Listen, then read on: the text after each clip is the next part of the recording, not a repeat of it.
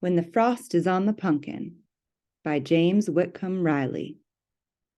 When the frost is on the punkin and the fodder's in the shock, and you hear the kyuk and gobble of the struttin' turkey cock, and the clackin' of the guineas and the cluckin' of the hens, and the rooster's hallelujah as he tiptoes on the fence. Oh, it's then's the time a feller is a feelin' at his best, with the risin' sun to greet him from a night of peaceful rest,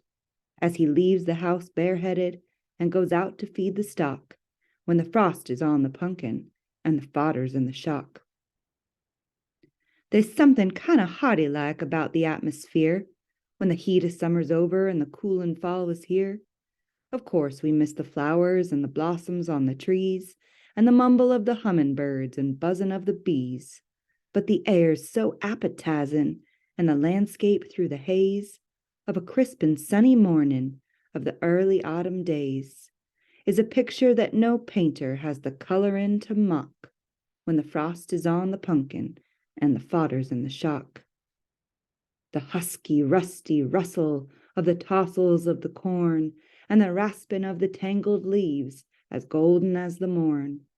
The stubble and the furries, kind of lonesome like, but still, a preachin' sermons to us of the barns they growed to fill. The straw stack in the medder and the reaper in the shed, the houses in their stalls below, the clover overhead.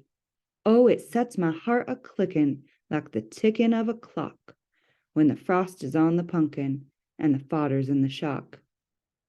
Then your apples all is gathered, and the ones a feller keeps is poured around the cellar floor in red and yeller heaps,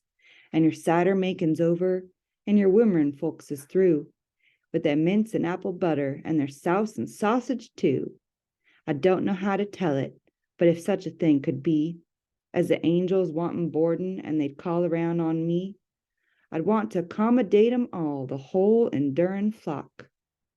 when the frost is on the punkin and the fodder's in the shock.